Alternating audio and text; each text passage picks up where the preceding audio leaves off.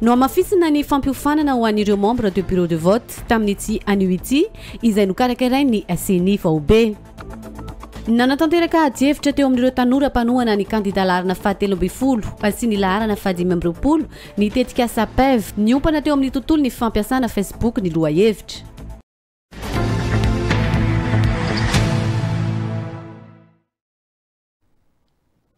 Sabotsy fa 5 ny volana Desambra taona 2024 miaraba tompoko lasy tompoko vavy fotoan'ny fampalalam-baovao eto amin'ny radio télé nakay manasanao anaraka ny antsipriam-baovaotsika hatramin'ny farany misy any koa ny vahiny izay ho raisitsika mandritra n'izao fotoan'ny vaovao izao. Vaovao eo amin'ny resaka tsy fandriam-pahalemana sy ny tontolo ny resaka fampandriana fahalemana eto an-tampon-tanànan'ny Mahajanga no anomboantsika ny fotoana araka ny hitantsika tao anatin'ny lohatenim-baovao teo iny dia mirongatra sy miparitaka ny resaka rongony eto amin'ity tanànan'ny Mahajanga ity. Amin'izao fotoana izao dia efa manao ny paikady rehetra ahafahana mamongotra n'izany zava-mahadomelona izay miparitaka eto Mahajanga izany avy eo anivo ny mpitandro ny filaminana fa indrindra ny police nationale. Tamin'ny alakamisy teo dia nisy ny fahatratrarana rongony izay atao anatin'ny valizy no nasiana n'ity rongony ity. Misy moa ny voasambotra tamin'izany raharaha izany efa eo ampelatana ny mpitandro ny filaminana sitraka raharon'izao tovo mamintina ny vaovao amintsika. Rongony iray valizy no trateka ny mpitandro filaminana avy ao amin'ny polisy pirenena ny Wira teny amin'ny topo fiantsonana regionaly. Ireto olona roa izay voalaza fampifady ireto no fantatra fa voarorohy ho tompony ireto zava-mahadomelona ireto. Ny alakamisy 17 Desambra teo dia nahazo renseignement zay tao amin'ny polisy pirenena fa misy mpivady anankiroa mitondra rongony entina hamparitaka eto an-tampon-tanàna Mahajanga. Rehefa natao moa ny fiambenana tery amin'ny taxi brousse dia tsatra ireo mpivady ireo niaraka amin'ny rongony ray valizy be izay nahitana roa amby 70 fatotra na milanja full cloche 700 grama. Rehefa natao moa fanadidina dia fantatra tokoa fa avy any amin'ny faritra avaratra ireo rongony ireo ary izay saika aparitaka eto an-tampon-tanàna Mahajanga. Marina itony fa na mpivarotra na mpividy na mpifoka na mitondra amin'ireo rongony ireo dia hiarany lalàna satria ireo dia fototsy ny asa ratsy rehetrarehetra eto an-tampon-tanàna Mahajanga. Nanamafatra ny commissaire central fa tsy handefitra amin'ny fanaparitahana ity rongony ity ary dia ho samborina avy hatrany ka tsisy afandeferana izay tratra manaparitaka ny zava-mahadomelona io. Tato anatin'ny volana vitsivitsy izay dia anahitana izay zava-mahadomelona miparitaka izay teto amintsika teto an-tampon-tanànan'ny Mahajanga. Ao aoriana ny fanadihadiana izay natao azy ireto dia ho atolotra ny fampanohavana izy mivady reto hiatrika ny mpitsara mpanao famotorana. Mbola mitoy amin'izao fotoana izao ny fampafantarana ny toeram-pivarotana iray izay antsoina hoe Dame de Cœur Saint-Terre eny amin'ny fokotanin'ny Mangarivotra no ahitana izany toeram-pivarotana ahitana ireo karazana entana sy zavamisy maro isan-karazany ny Dame de Cœur Saint-Terre ho avy ihany koa ny fety Noely sy ny fetin'ny farantaona ary ny fandraisantsika ny taom-baovao 2024 sy 2025 fantaritsika ny zavamisy ao amin'ity Dame de Cœur Saint-Terre ity.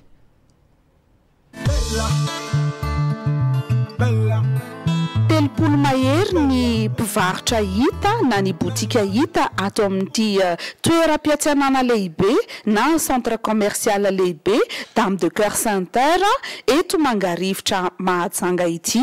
Ho antsika rehetra izay mbola tsy nitsidika izany Dame de Cœur Saint-Terre izany dia fantaro fa misy ny ilaina rehetra ao amin'ny Dame de Cœur Saint-Terre. Ao ny karazana lamaody isan-karazany fa ny tena manana ny anjara toerany ao amin'izany Dame de Cœur Saint-Terre izany ry madama sy mademoiselle ramose jejejo satria misy ny coiffure esthétique ery ao ny coiffure esthétique ery dia efa anisan'ny coiffure tena fatadaza eto Mahajanga ary tsy diso anjara toerana izy ireo fa ao amin'ny box numéro 6 ao amin'ny Dame de Cœur Saint-Terre no misy ny coiffure ery. Mirabatsika vahoaka Mahajanga ray manontolo tsy akanavaka ny coiffure ery moa zany coiffure ery eto Mahajanga be coiffure ery Dame de Cœur Saint-Terre atao amin'ny box numéro 6 zay zany no ahitanareo anazy dia ny zavatra ataon'ny coiffure ery zany mikarakara ny beauté rehetra, ny volo, ny tarehy, ny tanana, ny tongotra, manao ny lehilahy, ny vehivavy, ny ankizy, ny olona rehetra tsy akanafaka zany afaka raisiny coiffure hery daholy. De ny coiffure hery manana afaka raha ohatra te hanao rendez-vous ny coiffure hery de afaka amin'ny téléphone amin'ny 032 04 975 24 na ny 034 09 747 77. Fanetarana farany zany ho an'ny vahoaka Mahajanga de manasa antsika rehetra mba ho tonga fa ny coiffure hery volona ny karakara ny beauté antsika rehetra na vehivavy na lehilahy na zazakely ny ekipa rehetra amin'ny coiffure hery zany de volona daholo ny andray antsika rehetra ka manasa antsika manainga antsika rehetra ny tokantrano izay mbola tsy nandeha mbola tsy tonga taty aminay de manasa mba ho tonga ny efa tonga moa de mino fa efa afapo de mbola iverina ihany. Aza misalasala mihitsy ary araka izany manantona ny coiffure esthétique hery ao amin'ny box numéro 6 ao amin'ny Dame de Cœur Center. Anisany mbola mampiavaka ny coiffure esthétique hery koa nge ny fampiasan'izy ireo ny produit tena tsara kalitao ny produit tena tsara kalitao zay ampiasain'izy ireo de azo antoka tsara fa tsy hanimba ny volontsika ho an'ireo zay tia mikarakara volo, tsy hanimba ny tarehantsika, tsy hanimba ny hoditra ihany koa ary tsy hanimba ny hotanana sy ny hotongotra satria ny coiffure hery de tsy mampiasa an'ireny produit vita sinoa reny mihitsy fa produit haut de gamme na avolenta avokoa no ampiasain'izy ireo hikarakarana an'izay olona tonga eto aminy. Ny coiffure esthétique hery eto amin'ny Dame de Cœur Center eto Mahajanga de tsara tsidiana ary tsara andramana satria izay manandrana indray mandeha hono de tonga de tamany matianina tanteraka ny amin'izany mantsy izy ireo ka de tongava daholo ary madama sy mademoiselle ary ramsejejejo. Vaovao eo amin'ny lafin'ny fifidianana kosa indray miely ny feo eto amin'ny tanànan'ny Mahajanga fa manavakavaka antoko politika amin'ny fizarana ny karapifidianana ny fokontany tsara mandroso ambany sy ny eo anivo ny fokontany ny manjary soa. Manoloanan'izay indrindra dia nanao fanadiadiana teny amin'ireo fokontany ireo ny mpanao gazety naka ny fanampanazavana mikasika an'izay resaka izay tamin'ireo lehibe ny fokontany ny manjary soa sy ny lehibe ny fokontany ny tsara mandroso ambany. Aldora Kotorlala no anazava mikasika an'izay. Tsy mitombona ny resaka mandeha fa misy fanavakavana antoko politika ny fanomezana ny karapifidianana ao amin'ny fokontany tsara mandroso ambany sy ny fokontany manjary soa. Manoloana izay indrindra nitondra fanazavana ireo se fokontany rotonta izay voalaza teo aloha ireo. Eto ny tenako dia masamy laza aza mba mamafilainga ireo tompoko aza mamafilainga amin'ity tany ity fa tsy mety zany iza amin'ireo olona zay nakatra fidianana tato ka mapara le olona de tsy omenay na iza ny toko misy azy de tsy omenay tsy marina zany fa niza le olona raha ohatra ka voasoratra anao ato anatin'ny lisy mpifidianana ka ianao tompony no maka azy eto dia tsy maintsy omenay zany tsy droit anay tsy anomena zany olona zany katra fidianana tsy marina zany fa za mamafilainga ohatra n'io fa tsy mety aza manakorotana saim-bahoaka tompoko tsy mety zany masahia anao mijoro masahia anao milaza fa mitongava eto amiko eto zay olona ka ao nanarana de tsy nomeko katra fidianana izy fa masamy teny za aminao tompoko lasy tompoko vavy fa tsy marina velively zany aza mamafilainga fa tsy mety tenenana zavatra marina tsy anana se fokotany droit na se fokotany izy na se raha mbola bentsisy fokotany tsy manana droit tompoko tsy hanome katra fidianana n'olona raha ohatra ka inscrit ao anatin'ny fokotany zay misy azy izy. Eto aloha dia ambarako amin'ny mandraikitra para ny mpanjakana anako dia tsisy anavana na mapara na marakaravalimanana eto fa rehefa manakara manolo ianao ao ny anaranao droanao no mangala an'izany ny fokotany fifidianana ho vita fa aza dia mifanaratsy reto ty asa-panjakana tsy azo anaovana-kinanga fa ny olona tsy azo sakana amizony efa afaka mijery malaraka ny anarany rehefa tsy ao kosa tsy akanikaratra ny hafa kory andehananao ao fa karatra anao ihany rehefa ao dia azonao karatra ny zava-misy ihany koa hoy ireto sefokotany reto misy olona vitsivitsy mikasa angalaka ara-pifidianana n'olona maromaro izay efa taony lisitra avy any amin'ny toerana izay ny aviany fa ny zavatra misy tompoko de zao misy andehan'olona be deaibe a izay milaza fa hoe ireto daholo a ny lista ato ambany maso koa zavatra zany a hoe ireto daholo tompo a ny lista anay dia zany teny tamin'ny olo io hoe ny tompony maka nyty aty amiko fa raha nanareo kosa dia za tsy anomean'izany fa ny tompony fa tsy omeko anao nga iza anao nomeko an'io katra fidianana io amin'ny anaranao raha rakoto anao dia rakoto anatin'le carte électorale dia misoratra daholo ny CIN nandretrarehetra dia omeko anao tompony le izy fa raha anao kosa hiteny amiko hoe omeo anahy reto anaran'olona reto anatin'ny lista reto dia zany ho izara azy tsy manome an'izany ny tenako tompoko tsy azo atao zany fa karatra fifidianana ny tompony ihany no maka an'izany zay manko dia tsy azo kely mihitsy hoe olona ray andeha akakara-pifidianan'olona maromaro tsy anatin'ny lalànany izany ny anao ihany alaivo dia azonao ny kara-pifidiananao na izanao na maparanao na timo anao dia azonao foana ny karatra anao fa tsisy mbola nanakana na dia kely akory ny azy aoka hitsara sady hitsangana amin'ny fahamarinana trantsika le olona tompony karapano le olona tompony anarana io miaraka amin'ny karapanondrony no afaka mijery le anarana anatin'ny lisy mpifidianana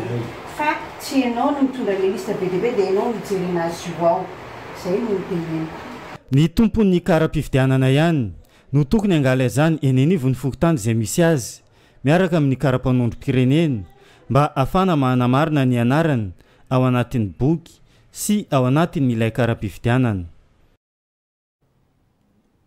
ireny ny fanazavana avy amin'ny lehibe ny fokotany rotota tsara mandroso ambany sy fokotanyny manjary soa no hitantsika teo manoloana zay resaka mandeha eto amin'ny tanàna izay fa hoe manavakavaka antoko politika ny avy eo anivo ny reny fokotany zay voalaza teo reny eo amin'ny fizarana ny kara-pifidianana mbola mitoy ihany koa ny fizarana izany kara-pifidianana izany ho andreo zay mbola tsy nahazo ny azy amin'izao fotoana izao dia ny fanatonana ny fokotany zay misy anao mijery ny kara-pifidianana no afa indray miatrika ny fiodinana faharoa amin'ny fifidianana filohampirenena zay tanterahana amin'ny alarobia ho avy izao fa 7 ny volana desambra mbola eo am'izay lafi ny fifidianana izay hatrany mampatsia ny lalàna misy ny tompona ndraikitra avy eo anivo ny CENI Foibe ho an'ireo kandida roa zay mifaninana amin'ny fifidianana filohampirenena fiodinana faharoa sy ny mpanarady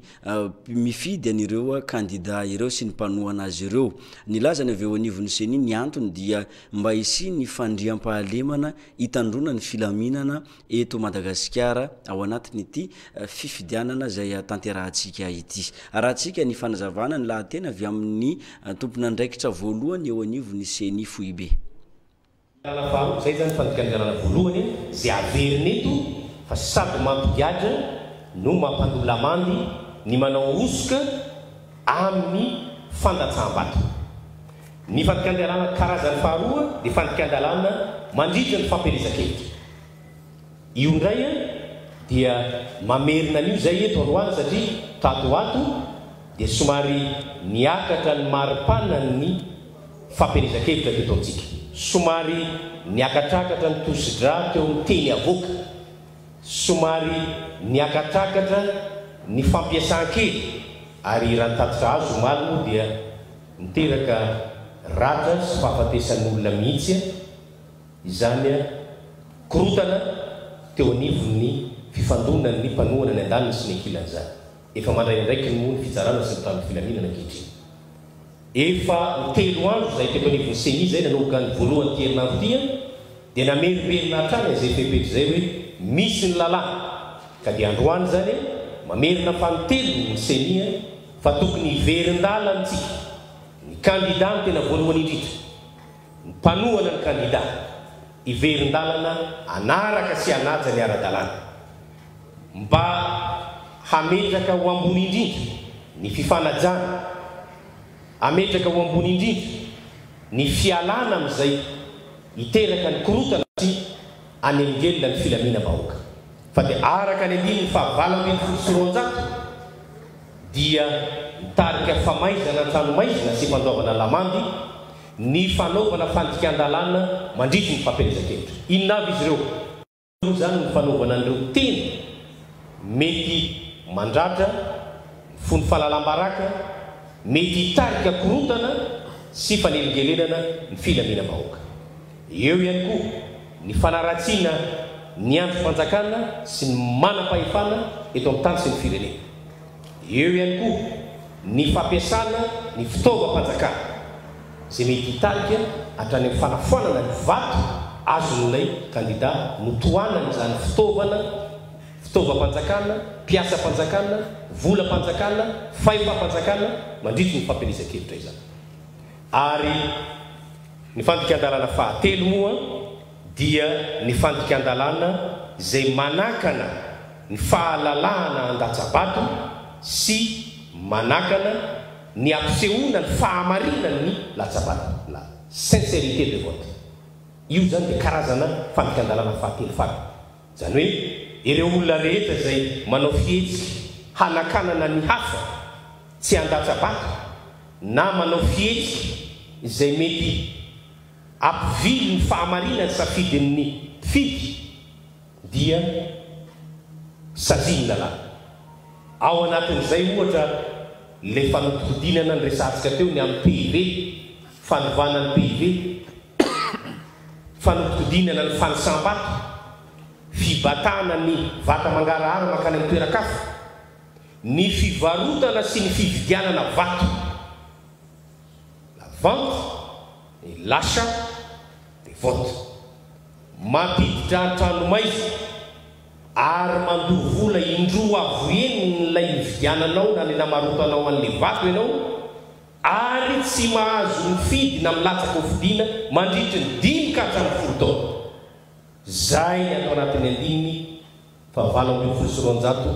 mitohy sy mitohiny ho any zay mieritreritra hividy vato sy ho any zay mieritreritra hivarotra vato averiko indray sady sazy an-tranomaizina sady sazy mandolamandy indroa avoeny nylay volany vidianana na nyvarotana n'ilay vato lay safidy ary tsy mahazo milatsaka sy mifidy tsy mahazo mifidy sy milatsaka hofidiana mandritry ny 10 ka hatramin'ny 10 taona zay olona tratra manao an'izany lalàna no ambarana eto fa dia tsika ahoana moa ny afantarana reo mividy vato sy anaovana vato fa dia iny moa dia anjara tsirairay hafa filazana manjo hoy jesosy zay mino aina dia maty aza dia mbola ho velona indray amin'ny alahelo lehibe no lazainay fianakaviana fa ny zanakay malalanay andria soa setry ny anabifano dia nodimandry tamin'ny 13 desambra teo ny razana dia ao tsara rano ambony lo 158 T1 hoy ny dadabeny ray aman-dreny ny vadiny Sebany Ernesta manampy Sosebany Randriany Ilzara Anse Saida Fidali sy ny fianakaviana rehetra ialana tsiny ireo izay tsy tratrantso noho na fianondrano be loatra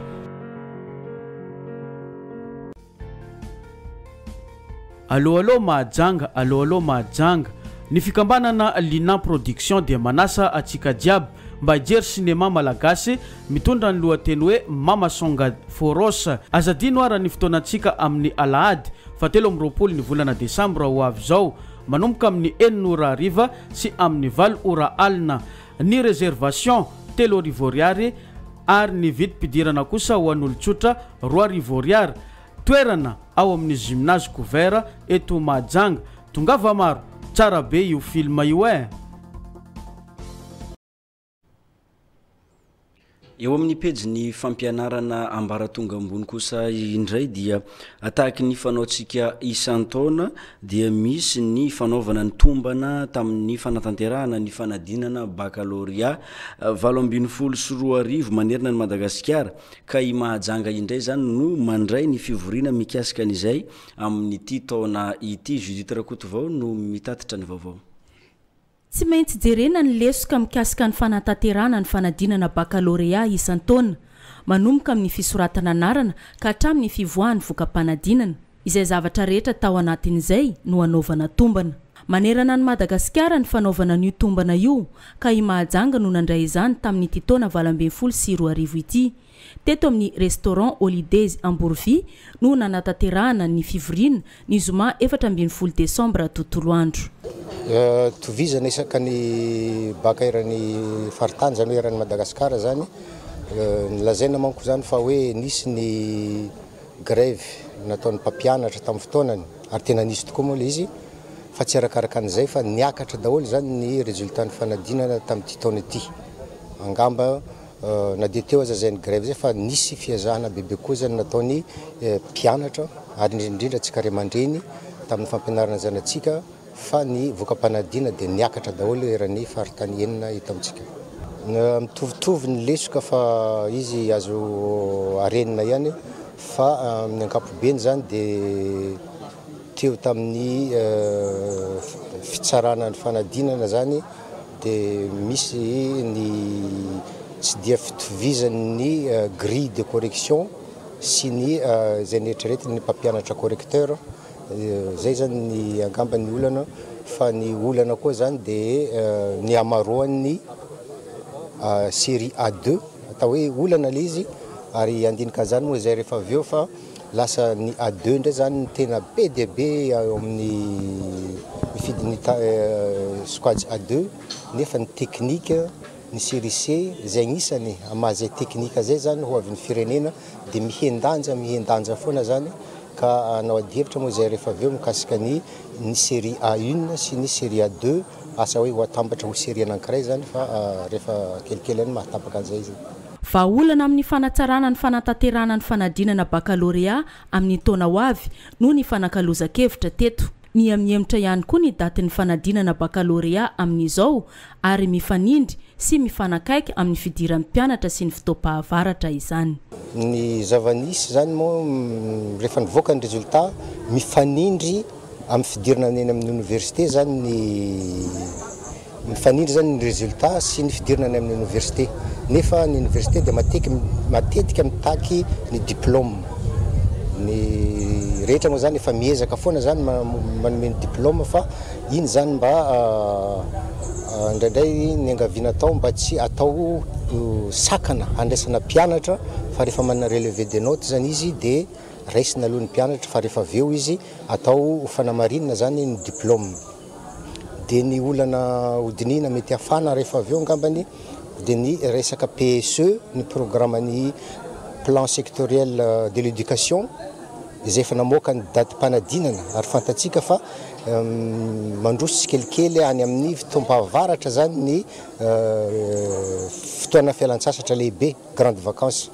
kanefa ny baka zany tratran'izay fahavaratra zay fandrindrandrindra amin'ireny lalana tena sarotra be reny dia mety ampanahirana ka zay ngamba nanisany adihevitra hafana be koa rehefa avy eo hoe ahoana ary oviana marina ny baka amin'ity taona ity fa raha ny programme ny PSE zany dia mety any amin'ny octobre fin octobre mi octobre zany ny baka amin'ity taona ity dia ho an'ny faritra maro zany taontsika Madagasikara zany tiako lazaina dia fa misy rotsakorana ka dia mety ampanahirana zany ny fampantenandraraha ny baka zany amin'izay fotoana zay tsy maintsy tanterahina amin'ny faritany rehetra ny fanapahan-kevitra izay ny voriana teto mikasika ny fanatsarana ny fanadinana bakalorea mbola ijanonantsika ny vaovao mikasika ny fampianarana ambaratonga ambony nisy ny fampafantarana ny sampampianarana izay misy eo anivony anjerimanontolo ny Mahajanga tamin'ny alalan'ny salon des étudiants ny tanterahan'ireo mpianatra ny université ny Mahajanga avy amin'ny atsimo atsinanany Madagasikara na mikambana ao anatin'ilay fikambanana antsoina hoe CCMA omaly zoma no nanatanterahana azy ity teny amin'ny maison des jeunes teny ampasika teny no nanaovana n'izany salon des étudiants izany tsara ihany koa ny manamarika fa andiany voalohany ity izay ny tanteran'izy ireo ity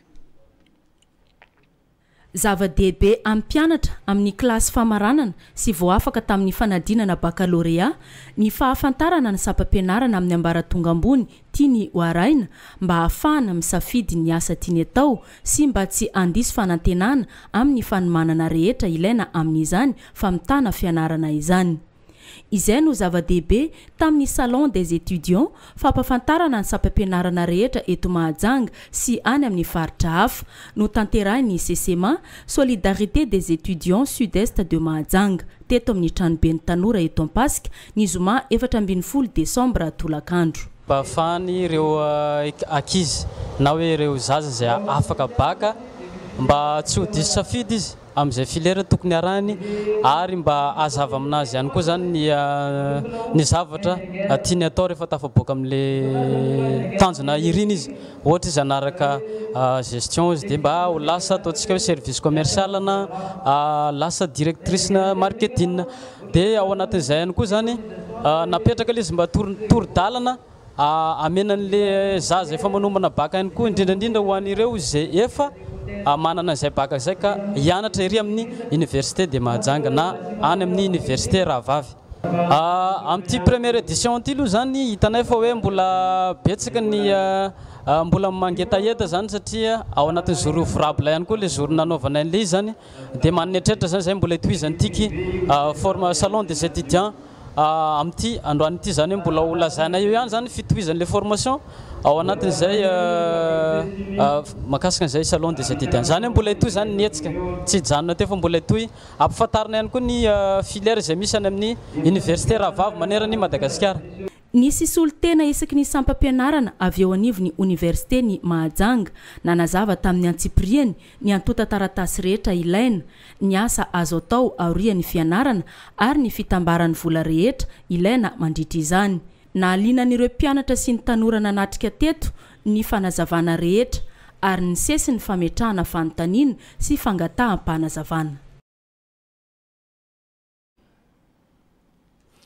Tonga eo amin'ny fotoana izay nomezana antsika ny vaovao izay misongadina an-gazety nivoaka tamin'ity sabotsy fa 15 ny volana Desambra ity amin'ny alalan'ireo gazety mpivoaka isan'andro eto Madagasikara.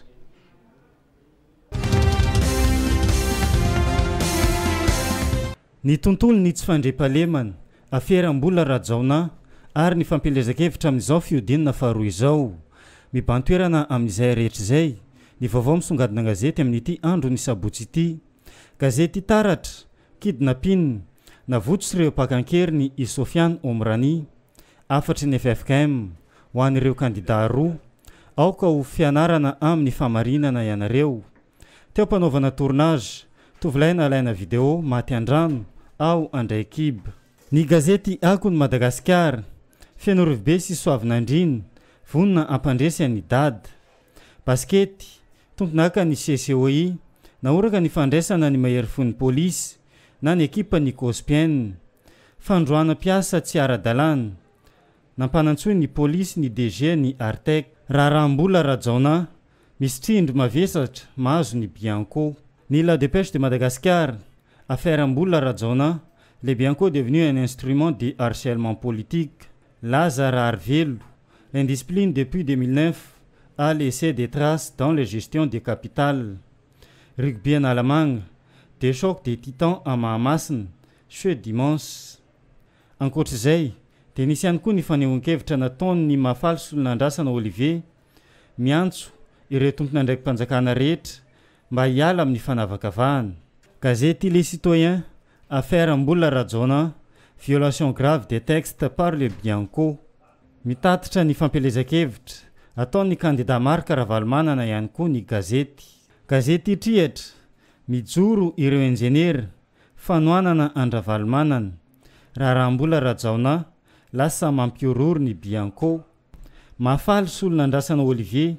tokony hosoroina ny korontana.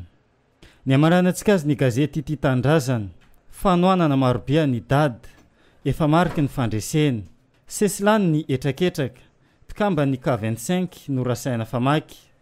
Marc Ravalomanana tsara fifandraisana amin'ny katolika. Tontolo ny politika vaky ny ambany tanàna. Fifanetrena faharoa ao amin'ny televiziona malagasy tsy ifampitsitsy raha valo sy rajoelona fanenjehana ny mbola rajaona misy trindry avy amin'ny rajoelona lalao afrikana 24 anio alina ny lalao ny Kaiser Chiefs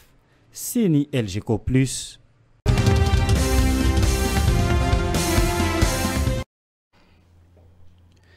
Manao sesilany eny koa ny fampafantarana ny entam-barotra izay misy amin'ireo toeram-pivarotana maro isan-karazany eto Mahajanga amin'izao ankatoko ny fety Noely, ny faran'ny taona ary ny fety ny taom-baovao izao. Isan'ireo tranom-barotra fantatry ny maro misy eto amin'ity tanàna ny Mahajanga ity ny tranom-barotra mini prix izany. Arahantsika ary ny entana izay tonga ao amin'ny mini prix amin'izao fotoana ny fety izao.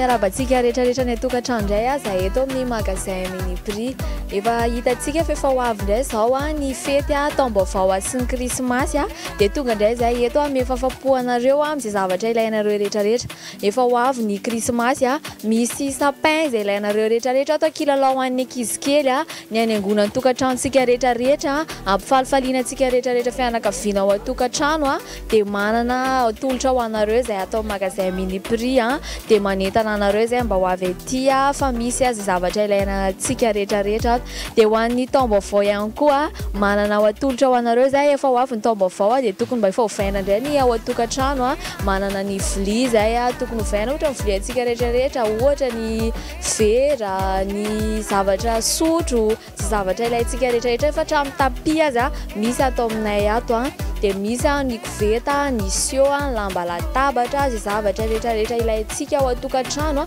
hatramin'ny majinika indrindra hatramin'ny lehibe indrindra dia misy atao magasin mini prix dia tsy adinany koa fa ny fitaovam-pianarana misy foana atao aminay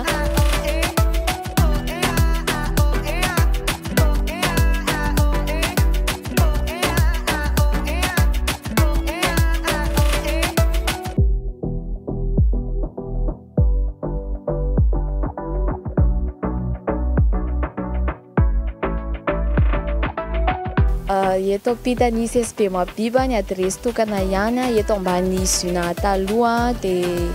mora hita kely raha fa any amin'ny ligne 13 dia tonga dia matazana anay avy eto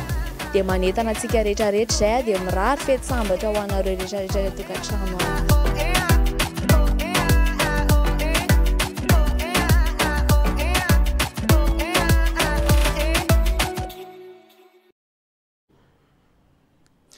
zay zany ny zava-misy ao amin'ny tranombarotra mini prix no nomenatsika teo iny kojakojan-dakozia ny fitaovana ilaina rehefa amin'ny fetin'ny krismasy sahala amin'izao hanaingonany ao an-tokantrano ao ny kilalao any ankizy ihany koa hitantsika tao anatin'ny fanadihadiana izay narahantsika teo izany. Zay ny mikasika an'iny fa ivadika eo amin'ny tontolo ny fanatanjahantena indray tsika atao anatin'ity fanadihadiana manaraka ity eto Mahajanga ny komite olympique malagasy amin'izao fotoana izao misy ny fampiofanana amin'ireo tompona ndraikitra rehetra misahana ny fanatanjahantena eto an-tampon-tanàna Mahajanga na ny avy eo anivon'ny ligue zany na ny avy eo anivo ny Klioba ihany koa. Nanomboka ny 13 Desambra teo zany ary farana amin'ny 14 ny volana Desambra ity etsika sy ny fampiofanana rano maromarona kokoa zay omeny komite olimpika malagasy ho an'ireo tompon'andraikitry ny fanatanjahantena eto Mahajanga. Arahantsika ny fanadiadina eo amin'ny sary ny Lilia Krismi. Omena fiofanana ireto tompon'andraikitra misahana ny fanatanjahantena eto Mahajanga ireto. Nanomboka ny alakamisy 17 ny volana Desambra hatramin'ny alahady 14 ny volana Desambra izany. Ny tompon'andraikitra avy amin'ny ligy ny fanatanjahantena sy ny mpitantana ny Klioba eto Mahajanga no misitraka izany. Ny COM na ny komite olimpika malagasy sy ny sampandraraparitra ny tanora sy ny fanatanjahantena eto Boeny no miay an'ity fiofanana ity. Izy moa dia natao hoe cours pour l'intelligence sportive zany fianarana mpitantana fanatanjahantena. Ao anatin'izay fampianarana azy natao hoe rafitra na structure, ao anatin'izay fampianarana momba ny fanatanterahana, fitantanana momba ny fanatanjahantena na fanatanjahantena zany. Ary mazàna moa matetika ny olona tsy dia taitra loatra amin'ny fanaovana azy fa mitondràna amin'izay tonga azy kanefa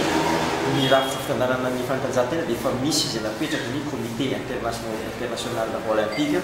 izay raisy ny comité olympique malagasy mba hoentina hampalalana ny mpitantana ny fanatanjahantena. Ary ao anatin'izay no misy ny atao hoe lalàna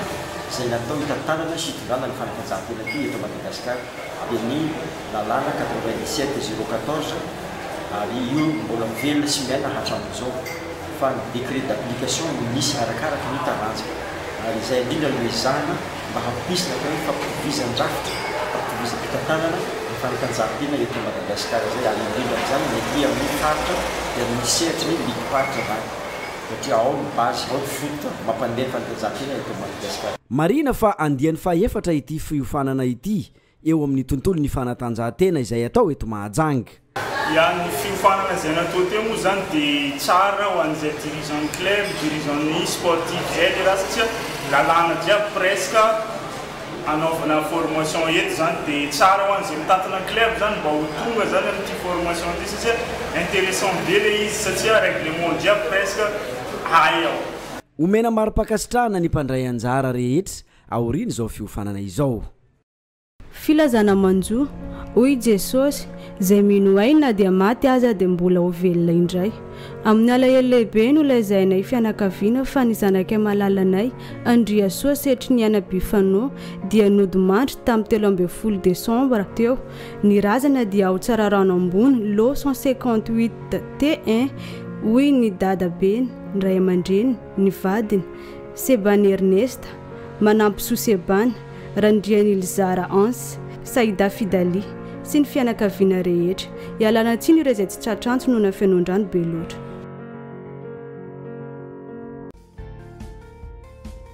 Allo Mahajanga, allo Mahajanga. Ny fikambanana Lina Production dia manasa atsika jiaby mba hijery sinema malagasy mitondra ny lohateny hoe Mama Songa Foros. Azadino ara ny fotoanantsika amin'ny alahady 17 ny volana Desambra ho avy zao manomboka amin'ny 9:00 sy amin'ny 20:00 ny réservation 3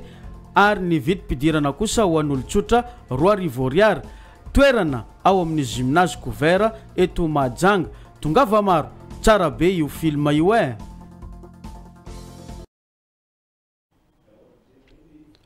Iverenatsika ny resaka varotra teo iny efa misokatra ihany koa ny tsena ny Noely amin'izao fotoana izao raha ny ao amin'ny tranombarotra mora prix no resahantsika betsaka ireo entana zay atonga fa indrindra ho an'ity fetin'ny Noely, ny fetin'ny farantaona ary ny fandraisantsika ihany koa ny taom-baovao 7 ity. Arahantsika indray ny famotinana ny zava-misy sy ireo entam-barotra ao amin'ny mora prix. Tonga indray zao ny fotoana ny fetin'ny Noely sy ny farantaona. Manolotra zava-baovao be eo antsika araka izany ny espace mora prix etsapita ny Eglizy Mahabibo. Tonga indray ny entana sy ny kojakoja rehetra ilaina mandritra ireo fety ireo. Zay eto mora prix moa amin'ny zao akatoka ny fetin'ny Christmas sy ny taom-baovao zao dia manao an'ity bazar de Noël mora kely ity. Bazar de Noël mora kely satria tena atao amin'ny vidiny tena mora sady tena mirary zany ny entana rehetrarehetra momba ny Christmas sy ny taom-baovao. tonga ato amin'ny Moraprix eto ampitan'ny fiangonana katolika Mabibo ny décoration Christmas rehetrarehetra, ny arbre de Noël maro isan-karazany, ny jeux de lumière maro be azo isafidianana tsara, ny boule maro isan-karazany izay azo anaingona ny tokantrano rehetrarehetra amin'izao andro fety izao. Manentana anao zany ho antsika eto Mahajanga tongava lolo fa zao zany mbola misy tena afaka isafidiananao fa rehefa kelikely any mety efa ho lany le stock dia zao zany maiza manararoatra ianao ankoatran'ireo. Sy ditso anjara amin'izany ihany koa ireo katita kely mandritra izao fety izao, ny vatomamy isan-karazany izay azo isafidianana tokoa. Tsy vitan'izay fa ny kilalaon'ny ankizy isan-karazany ao ny any ankizilahy, ao ny any ankizivavy maro be mihitsy izy ato misy ny tomobile kely guidé, misy ny basibasy, ny saribakoly, ny dinety isan-karazany tsy hita ho tanisaina fa tena maro be zany ny kilalao. Dia ankoatran'ireo kilalao isan-karazany ireo zany dia misy koa ny bonbon Christmas, bonbon Noël, ny biscuit isan-karazany, ny chocolat izay azo zaraina tsara amin'izao andro fety izao dia misy karazany maro ato amin'ny espace Moraprix eto ampitan'ny fiangonana katolika Mabibo. Ho anareo fiangonana na fikambanana na orinasa zany raha te hizara bonbon na kilalao na biscuit ho an'ny ankizy amin'izao andro fety izao, na ho an'ny mpiasa, na ho an'ny mpiray fikambanana, na ho an'ny olona rehetrarehetra zany dia tongava aty amin'ny espace Moraprix fa voninanome fahafapo antsika rehetra zay. Misy ny bonbon amin'ny kilo zany efa assorti tsara ary azo zaraina tsara amin'izao andro fety izao, dia manasa antsika rehetrarehetra zany aty amin'ny espace Moraprix. Zany mandritra an'izao fety izao dia natao mora sady mirary zany ho zakany rehetrarehetra. Le kalitaony entana koa zany sady tsara ny manara-penitra nefa amin'ny vidiny azo atao tsara le izy dia tongava e. Azadiny fa anisan'ny mampiavaka ny espace Moraprix ny fanomezan'izy ireo tapakila ahafahana mandray anjara amin'ilay tombola lehibe izay fanaon'izy ireo. Zahay zany mandritra an'izao fety izao zany mandrapatonga ny fety dia manome fahafapo antsika dia tsy mikatina amin'ny atoandro fa misokatra foana. Amin'ny 7 maraina izay dia efa misokatra, dia amin'ny 7 hariva vao mikatona. Dia tongavintsika zany afaka manantona aty amin'ny espace Moraprix. Mbola mitoko moa le lalao tombola izay nokarakaraintsika zany ato amin'ny espace Moraprix sy ny stand Moraprix. Mbola mizara be izay mandritra nyity fety mandrapatonga ny fisariana amin'ny 29 décembre. Ka maiza manararoatra ianao raha mbola te hanampy an'le be efa ny ampelantananao ianao dia tongava mividy kilalao, tongava mividy bonbon, tongava mividy fa mbola mahazo be tsara ianao mandrapatonga ny fisariana io. Ny loka moa izay efa fantatsika motoscooter anankiray, écolasin'ny mpianatra anankiray mandritra ny herintaona,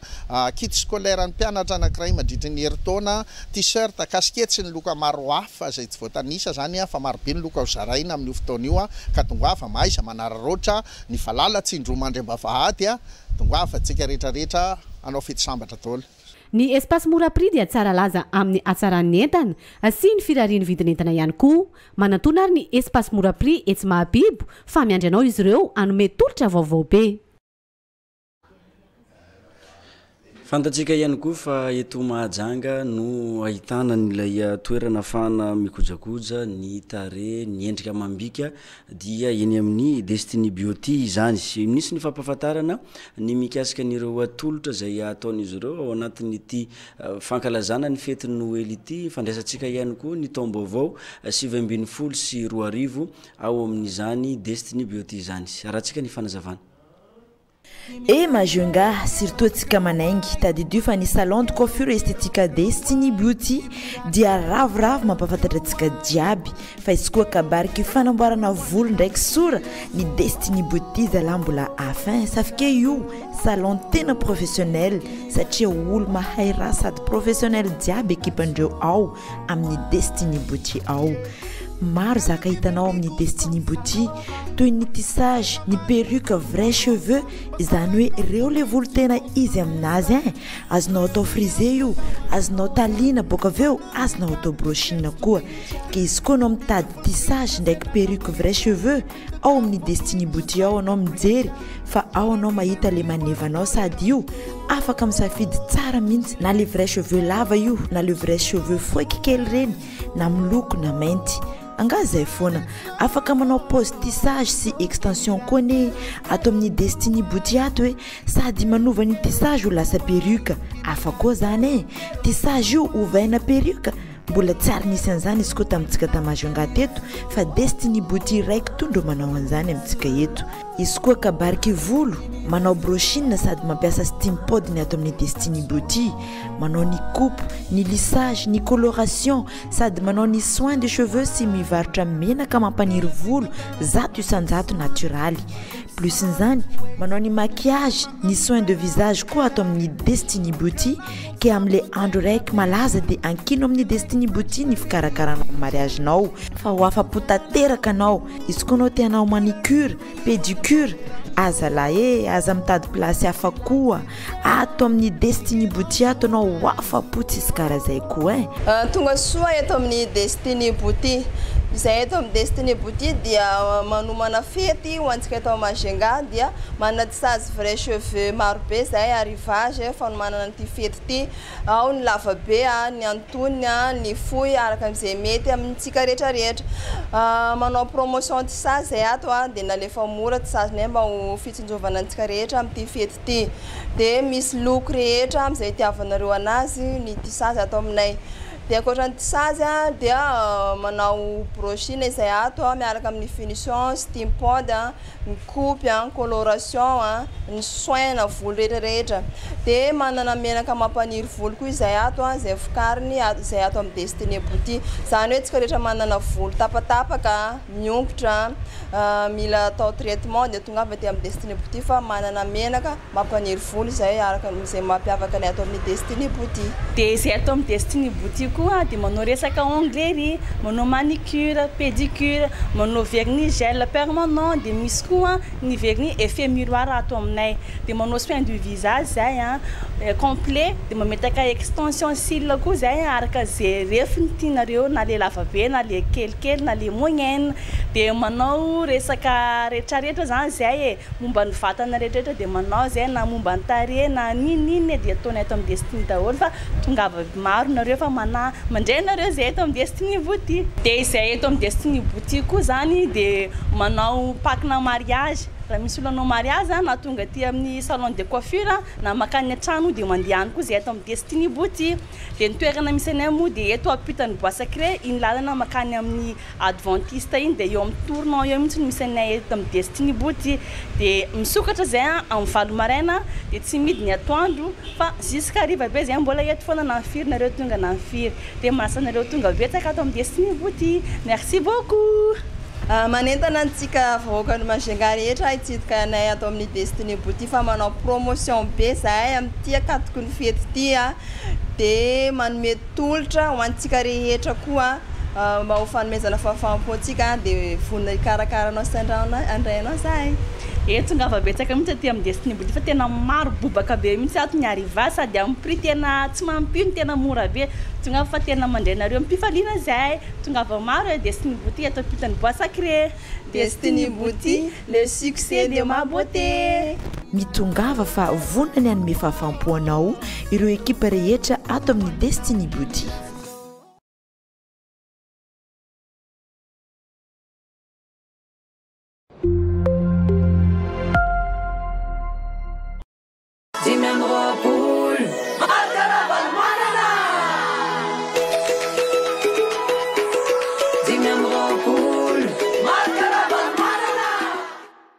Ry piraitanindrazanamitra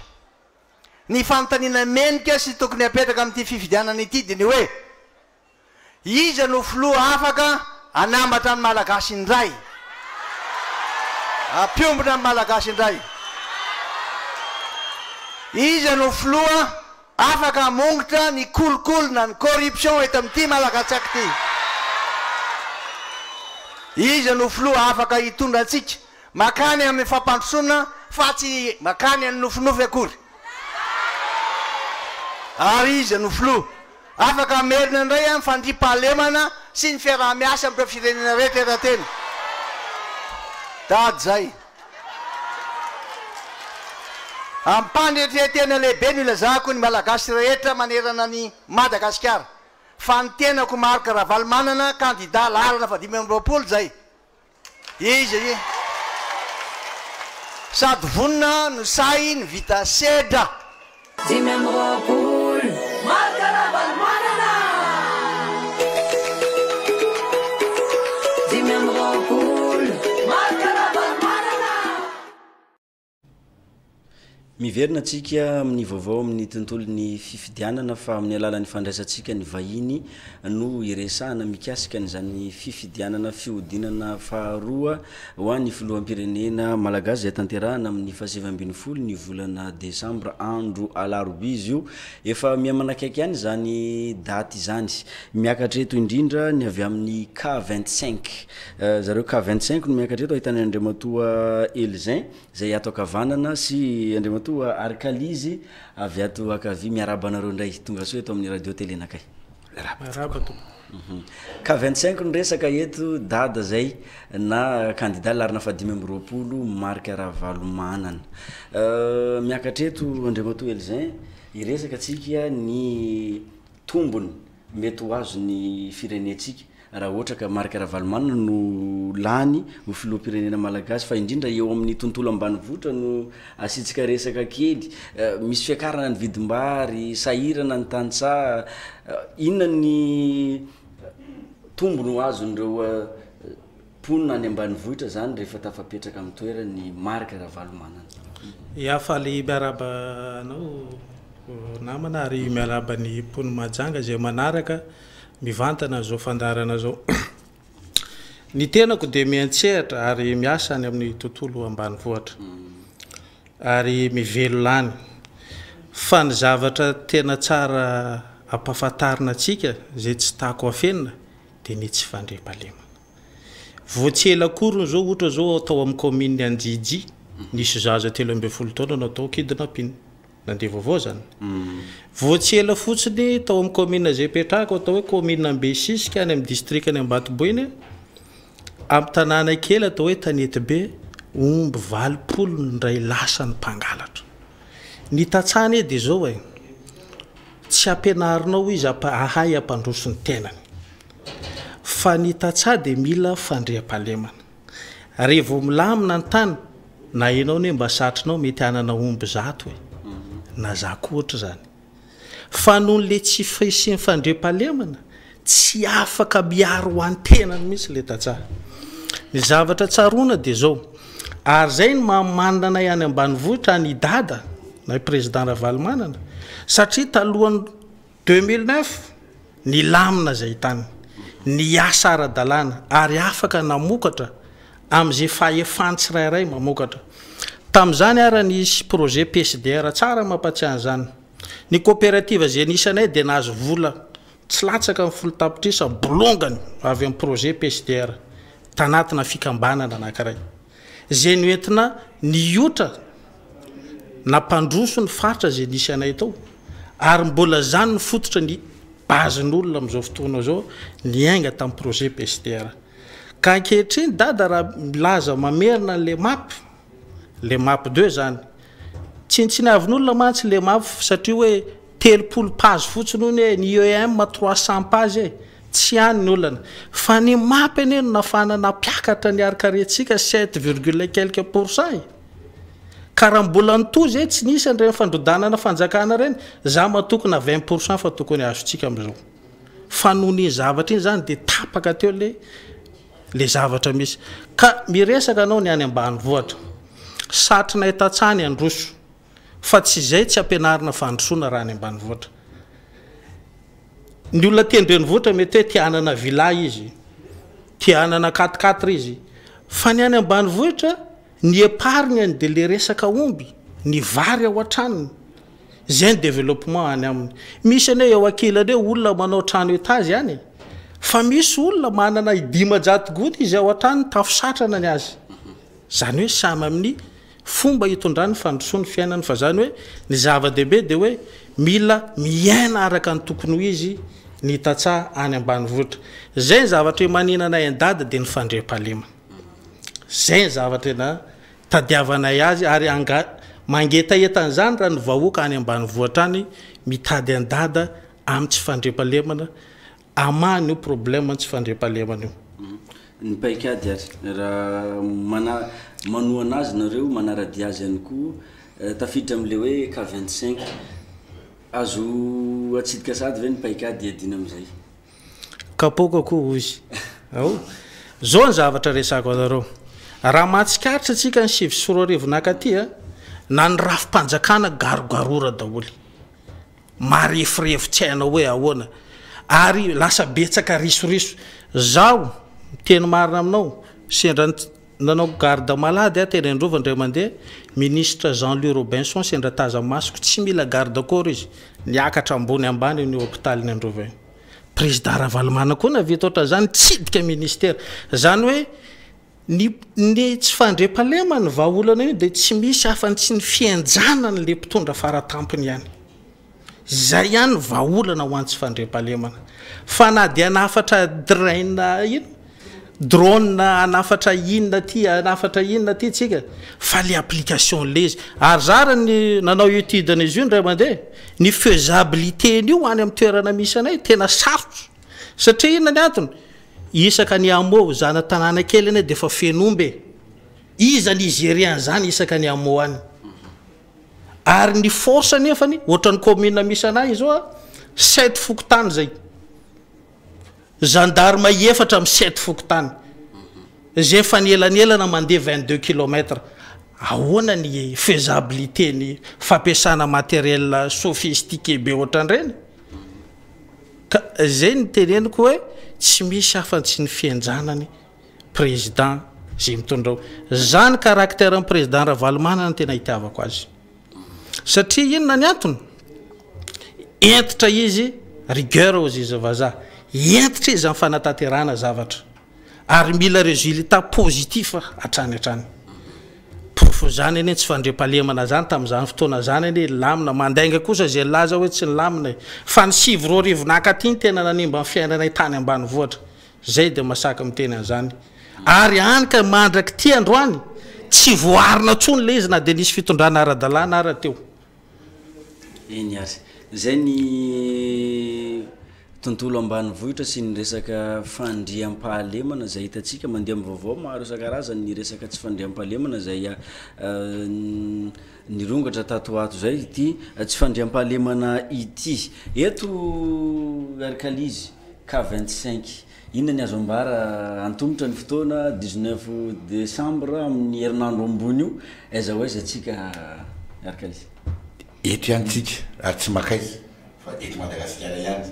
ary dia ny K25 dia efa vonona tanteraka ohatran'ireny barea hiakatra kanina any amin'ny tsy fantako any mbola tsy moa ny misy kanina zany hoe efa vonona amin'ny lafiny rehetrarehetra mihitsy saingy izao fotsiny ny mpanankasakana etsero raha tamin'ny premier tour nisy zavatra ataontsika hoe tsy de tomombana fa amin'ity deuxième tour ty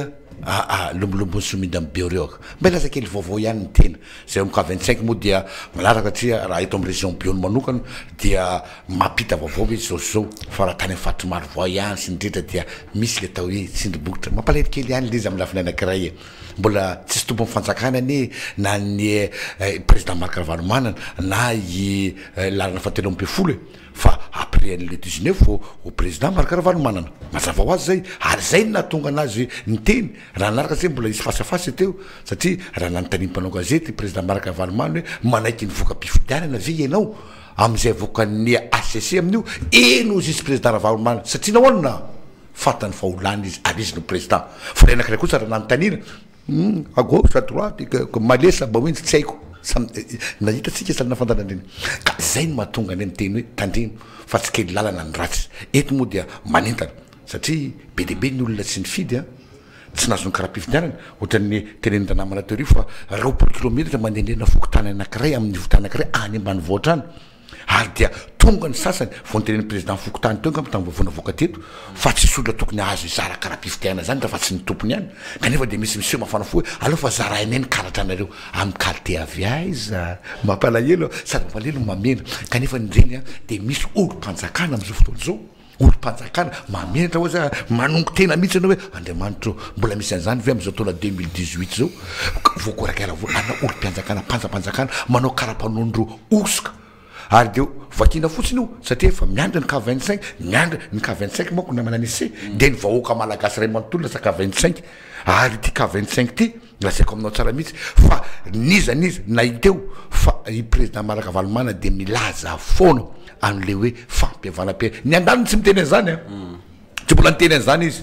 fa ao anatin'ny ka 25 io a de tena mahafinaritra satria ao ny tena fa ao ny atoko politika rehetrarehetra le niady ny fandrafo reny ny fandray tanana ao le olona jirany atsy misy avaratra fanondraka rano ampo sanatika bary milazaiko aminay eto zany niady fa jerena ay samy ka 25 manao nanjarany ny fampiray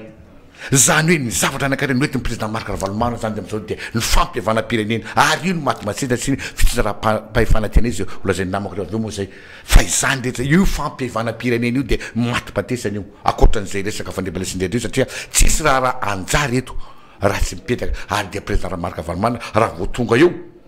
amin'ny fitondrany satria tsy maintsy ho tonga eo izy de io lo efa eniny amin'ny kabaly zay ataony ary mbola hoentsika zay amin'ny fasifasy eo ataony amin'le ray mbola amin'ny Saint-Otary moa zany fa hitantsika eo hoe manahoana tokoa zay fa izy zany ataontsika hoe vatona melakafatra ataontsika hoe rainy zay fampiavana-pirenena zay ataorin'ny tokolahy professeur Zafiadibera zay ny zavatra anankiray ary tsika moa resaka hoe tandalala ihany mampalelo zay fa dia zay ny zava-misy eto Madagasikara fa tsy ny eto Manjanga fa tsy maro voa de hitantsika zany hoe misy karapanao ny délégué tsy maninona teneny zany manao karatra osoka alaina le karapifidianana le olona mbola tsy nanana de anaovana karatra osoka zany zava-misy vaovao ary nanao regroupement c'est investigation izahay nahitan'izany satria misy olona karapanondro zany de fa zaraina zao hoe vaovao be eo moko de hovakina fotsiny ary de misy zany hoe vote en groupe hatramin'izay nisy satria zao mifandehany amin'ny enina maraina zao olona any maro voa de hoe tsy maintsy mifoa amin'ny efatra maraina ao ny bureau de vote andreneniko hoe ny tany mandalana rge nilaza fa hoe amin'ny enina ariva amin'ny enina maraina no sokatra ny bureau de vote ka nahoana ny forcenao amin'ny efatra maraina de fa izy zany ny alatra ary de olo-mpanjakana no manao an'izany mahamenatra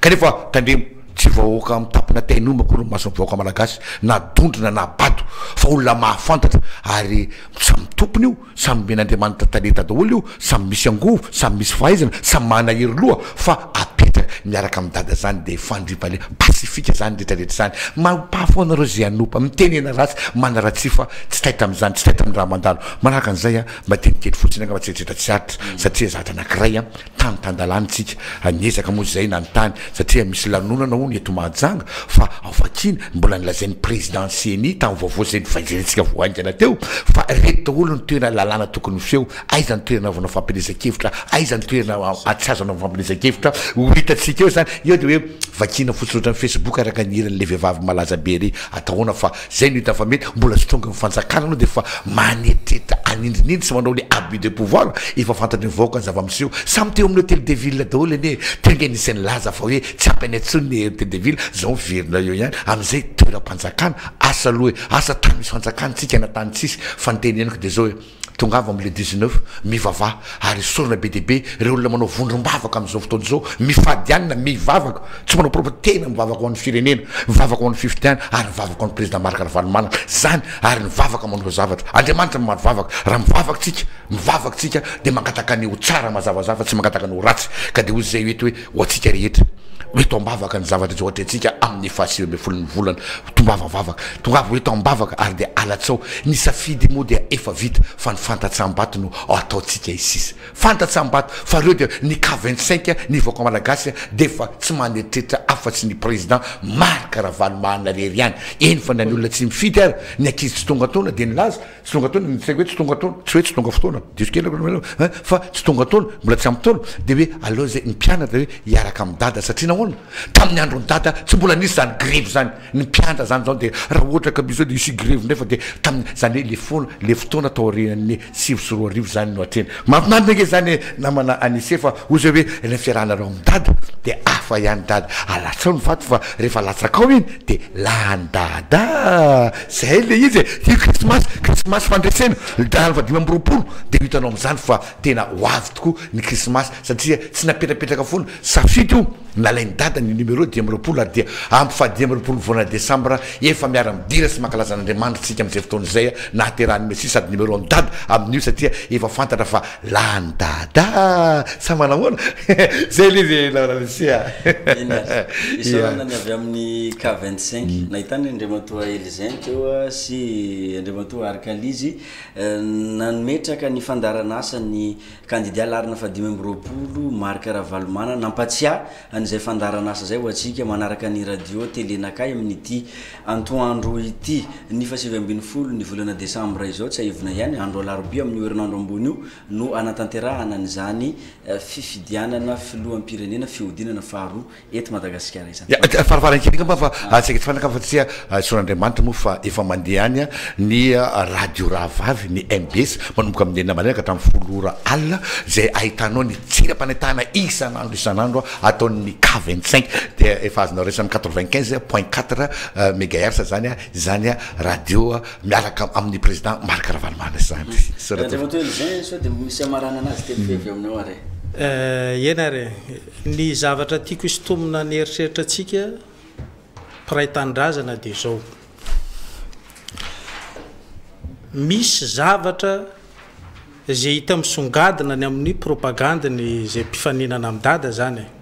de le fanamboarana to zao hoe tany jiaby zay andehanana eo to zao hoe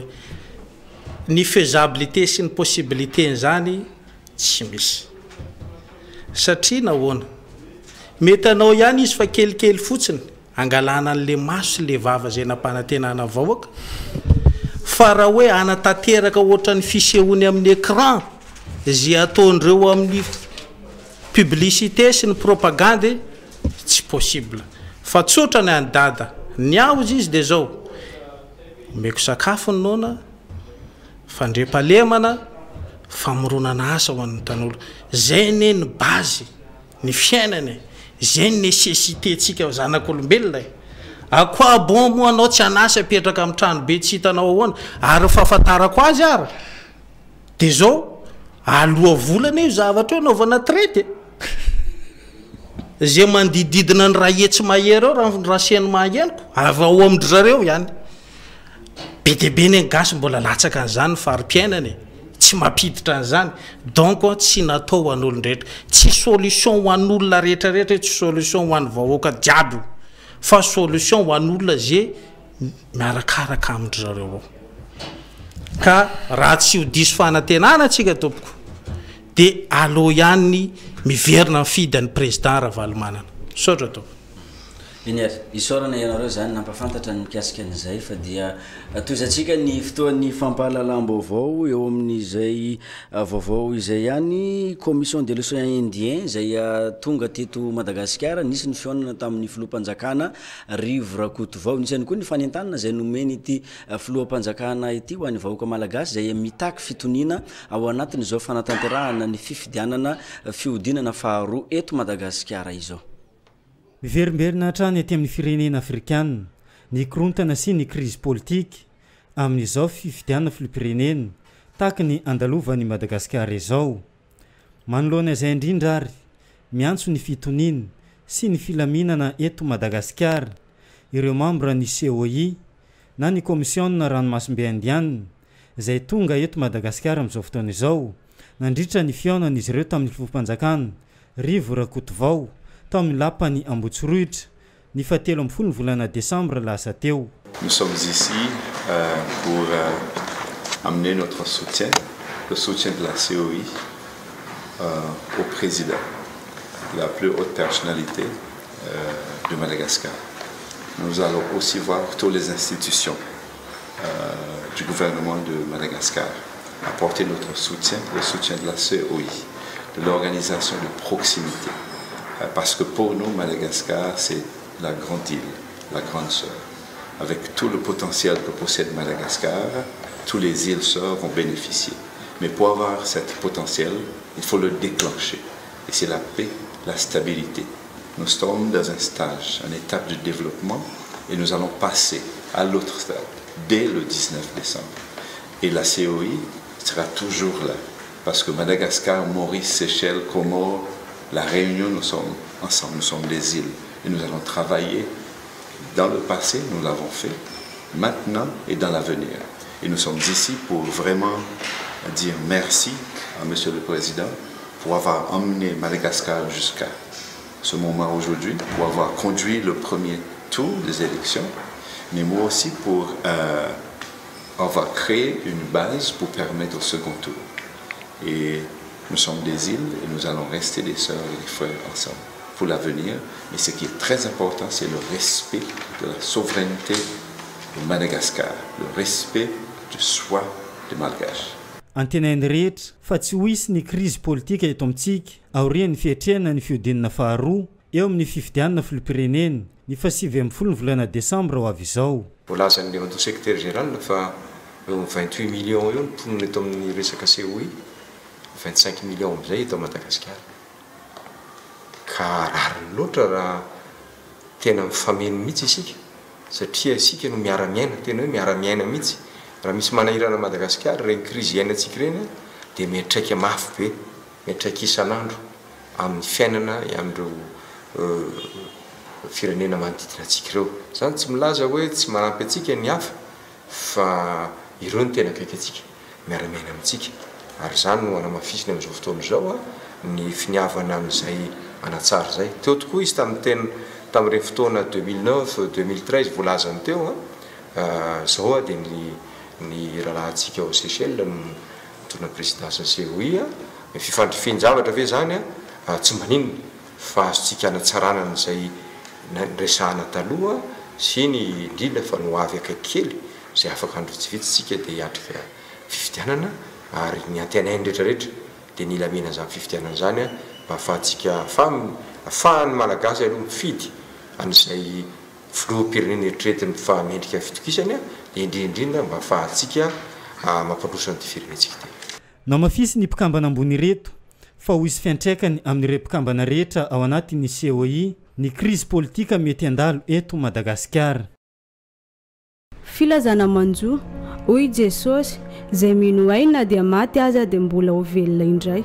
Amin'ny alahelo lehibe no lazainay fianakaviana fa ny zanakay malalanay Andriasoa setry ny Anabifano dia nodimandry tamin'ny 13 Desambra teo. Ny razana dia ao Tsararano ambony lo 158 T1 hoy ny dadabeny, ny ray aman-dreny, ny vadiny Sebany Ernesta,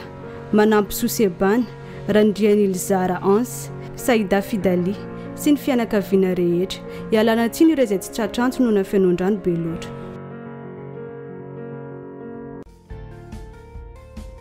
Allo mahajanga ny fikambanana Lina Production dia manasa atsika jiaby mba hijery sinema malagasy mitondra ny lohateny hoe Mama Songa Foros. Azadino ara ny fotoanantsika amin'ny Alahady 17 ny volana Desambra ho avy izao manomboka amin'ny 9:00 sy amin'ny 20:00 ny réservation 3 ariary ary ny vidim-pidirana kosa ho an'olon-tsotra 2 ariary. Toerana ao amin'ny gymnase couvert eto Mahajanga. Tongava maro tsara be io film io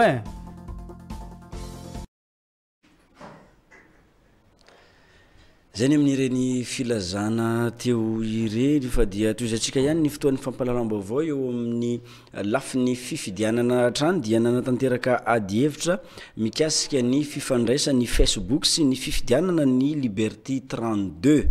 ao anatin'ny tetika SAPEV rindra lisy mpifidianana lavitry ny etraketraka no tiana tongavana amin'izany ary omaly zoma 17 ny volana Desambra ka nisy ny fanasana ny solotenan'ireo mpanohana ny candidat larana fa 17 sy ny candidat larana fa 20 tamin'io ady hevitra zay natao eo jeu d'outre-côte no teny antoerana mitatitra ny fanadiadiana mikasika an'izay. Mahasoa ve sa mampidodoza ho an'ny fifidianana ny Facebook? Ahoana ny fahitana ny tambazotra izay manaratsy ny candidat na ny compte fake? anisan'ny fanontaniana ny songadina ireo nandritra ny adihevitra ho an'ny tanora amin'izao fotoam-pifidianana izao izay nokarakarainy Lipti 32 ao anatin'ny tetikasa PEV Madagasikara rindra isian'ny fifidianana lavitry ny etraketraka. Tanora solitena ny mpanohana ny kandida amin'izao fifidianana ho filoham-pirenena fihodinana faharoa izao avy eto Mahajanga no nasaina nandray anjara tamin'ity adihevitra ity izay no tanterahina teto amin'ny GIZ La Corniche ny zoma 14 Desembre tolakandro. Maninona no tanora mpiaradia amin'ireo kandida roa tafakatra amin'ny fihodinana faharoa nasaina hiatrika izao adihevitra izao dia satria ao anatin'ny tetikasa PEV rindra isy mpifidianana lavitry ny etraketraka dia nomena sehatra manokana ny tanora ary heverina fa isan'ny afaka mampiova zavatra, afaka mametraka tontolo milamina ho an'ny fifidianana fa tsy sanatria ho lasa fitaovana politika. Ao anatin'ny tetikasa PEV dia misy atao hoe misampana manokana hoe unité de monitoring des médias manao fandalinana mikasika ny vaovao mandeha eny anivon'ireny serasera eny ny vaovao eny anivon'ny tambazotra sosialy sy eny anivon'ireo hainao manjery ihany koa ka isan'ny valin'ny fandalinana natao dia hoe efa mihoatra ny fefy ny fifampiantsiana misy anaty tambazotra sosialy ataon'ireo mpiaradia amin'ireo kandida anankiroa. Efa nitsindriana tao anatiny nandritra ny adihevitra teo fa matony tanterahana ny adihevitra tahaka izao dia misy tanjona mazava tsara dia mba ahafahan'ny rehetra indrindrandrindra zany ny mpiaradia amin'ireo kandida na ireo kandida mihitsy ihany koa mandray anjara amin'ny fametrahana tontolo-pifidianana milamina. Nahaliana ny tanora ny nanatrika ny adihevitra teto indrindra ny teo amin'ny tsy fanarahan-dalàna sy ny fifanaratsiana ho an'ny kandida amin'ny tambazotra tserasera. Nanazava nefa ny solitena ny kandida tsirairay fa tany tan-dalàna i Madagasikara hiaran'ny lalàna ny faniratsirana olona sy ny fanaparitahana zavatra tsy marina anaty Facebook. Ny tantariko voalohany dia hoe araka ireo hevitra mahasoa sama pidoza eo amin'ny tontolo fifidianana dia ny Facebook dia tantariko voalohany dia hoe mahavoasazy izy io raha ohatra ka mandika an'izay ampiasanao fomba ratsy ilay Facebook. Efa nisy ve tao amin'ny solitena atao mikambana na atao aminareo amin'ny manona kandida numéro 13 na atao amin'ny manona kandida numéro 25 voaentsika no fampiasana an'izay Facebook amin'ny tsy tokony ho izy Nous ve manana 3 candidats ray manaratsy candidat hafa fandohan'le propagande ataony. Raha ohatra ka tsy manana 3 izy dia hoe tamaraina zao zay nahita mpanohana ny andro manao propagande dia mizara gazety manaratsy amin'le candidat concurrent zany. Raha zay mianatra zany dia ohatra hoe concurrence déloyale le izy satria tokony hoe lenenao tsarainao fa tsy manana droit hoe anaratsy olona ouvertement sauf hoe débat le izy dia mba hoe iny face à face fa raha ohatra zavatra ohatra hoe any amin'ny sisiny any ataonao dia tokony tsy anana droit manao an'izay. Ana misy dia fampafantarana aloha le zava-misy hoe eloka io zavatra io satria na ny antony satria misy lalàna mamiana azy satria misy olona voiarany eloka io izay vosiketa ohatra na voana baraka na nimba azy teo fiarahamonina manodidina an'izay ka iny vokatra izay navoaky ny ACC iny izay hatreto aloha mbola tsy nanome rariny ny zava-misy tao anatin'ny tambazotra tserasera dia mbola tsy misy aloha hatreto angamba. Raha compte tena compten'olona le izy voapirofo fa tena compte hoe izy tokony mampiasa azy fa fomba lalana fahatelo amin'ny folo dia efa misy règlement intérieur eo aminay afaka milaza hoe esorina tsy hombanay izy voalohany indrindra ary miteny ateo hoe chacun est responsable de ses actes. Misy ireo lalàna telo hoe efa niteneko atao hoe tsy verenako tsony hoe satria ino moa efa voalaza namana tato any le izy fa zay hoe tsy anjarantsika no anenjika an'ireo olona ireo fa ny tokony ataontsika dia raha hitanareo zany izay tonga dia toizako amin'ilay fanontaniana mademoiselle tasy angamba hoe raha hitanareo zay dia aleko sara satria pirofo ny tadiavina ray aloha zay voalohany indrindra faharoa manarak'izay manana fotoantsika aveo hitoriana rehefa tsy mahafapotsika amin'ilay voka-pifidianana ary niteraka inona tao anatin'ny voka-pifidianana izay zavatra raha ohatra ka misy vaovao tsy marina ohatra na hen'olona ary tia koa ka zava amintsika rehetrarehetra misy ireo mpanakorotana mety tsy avy amin'ny laharana fahatelo amby folo io mety tsy avy aminareo laharana fahadimy amby roapolo koa io fa hoentina ampiadinantsika samy malagasy tadidio izay zavatra izay nambarany solon-tenany mpanohana ny kandida laharana fahatelo ambin'ny folo teto fa mahasoa amin'ny fifidianana ny Facebook ahafahana mamosakevitra sy milaza ny zava-misy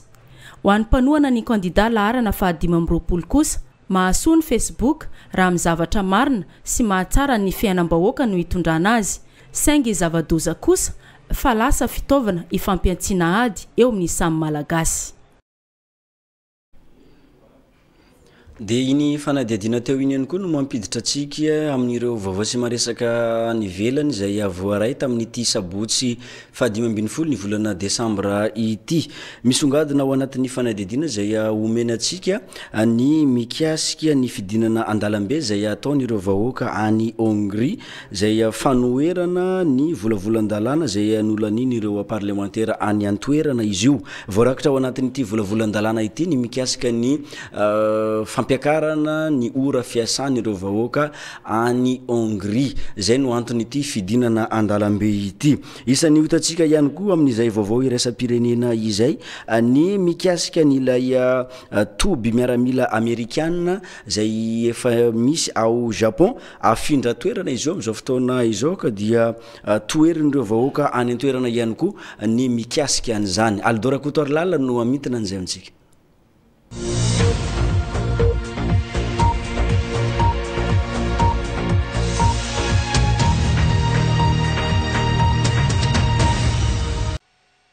manohitra ny fananganana ilay toby miaramila amerikana any Japon ny ankamaroany ireo mponina japonais izay mipetraka eny amin'ny manodidina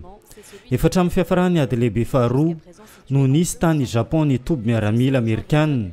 amin'izao kosa dia hofindra toerana izy satria efa mandeha ny fanotorana ny toerana izay metrana io toby io teo aloha teny ampovoan'ny tanàna no nisy ilay toby ankehitriny kosa dia hoapetraka any amin'ny sisin-dranomasina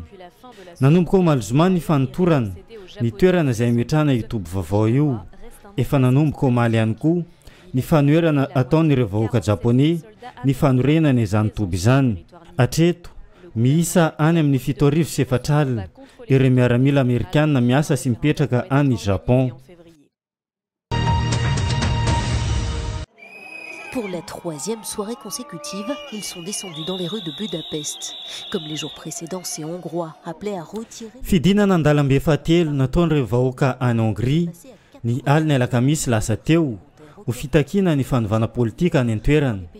Voalohany amin'izany, ny fanafoanana sady ny volavolan-dalàna nolanian'ireo parlemanta Hongrie, nolanian'ireo parlemanta hongrois ny andro ny alarobia lasa teo. Voarakitra ao amin'ny volavolan-dalàna io ny fampiakarana ny ora fiasan'ny vahoaka rehetra any Hongrie. Ilaina ny fihetsiketsehana toy izao ireo vahoaka ireo mba hanairana ny fanjakana tsy iompefy amin'ny volavolan-dalàna rehetra izay avoakany eo ihany koa ny fitakiana fanovana. Miantso ny Prime Ministre hongrois ireto vahoaka rehetra ireto mba hijery akaiky ny vahoaka tsy hitataratra ihany koa hoy izy ireo ny fisaram-pahefana eo amin'ny raharaham-panjakana any an-toerana.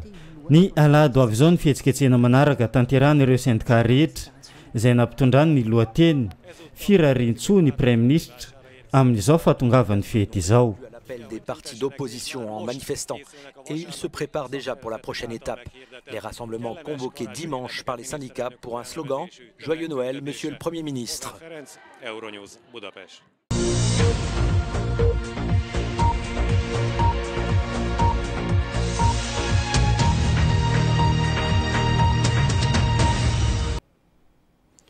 ireny ny vaovao azo naroso antsika tamin'n'ity antoandro ny sabotsy fa 5 ny volana desambra 7 sy 4 ity teto amin'ny radio télé anakay isorana antsika rehetra nanaraky ny vaovao amin'ny farany mankasitraka ny namana mpiara-miasa ihany koa zay nanampy nafahatsika nanolotra ny rerentsipriam-baovao rehetra teo ireny mirary farany herinandro mahafinaritra ao atsika mianakavy amin'ny herinandro ambony indray ny sampana fampahalalam-baovao manome fotoana ao atsika vaoka ny mahajanga veloma tompoko Cours CPE mangarivotra sy annexe CPE eo amin'ny plaque Bactei efa misokatra ny fisoratana anarana ho an'ireo izay hanao cours BEPC sy bac série ACD mbola mitohy ny fandraisana mpianatra ho an'ny 2e vague